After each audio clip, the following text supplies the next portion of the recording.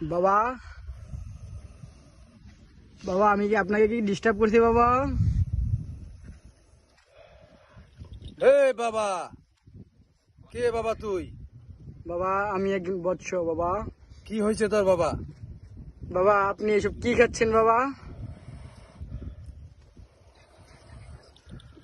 এটা আমার খাউন খাচ্ছি।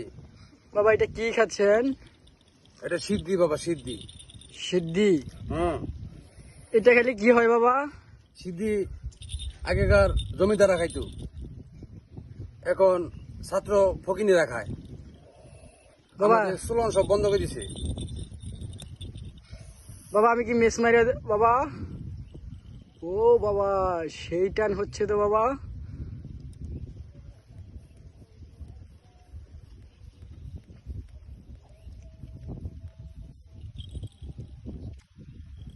এটা হলো সিদ্ধি। এটা রাজা আমলের জমিদাররা খাইতো। এটা সেই সিদ্ধি। এই সিদ্ধি এখন ছাত্র পোলাপানে খায়, ছাত্রীরা খায়, আরো মানুষ নষ্ট হয়ে গেছে।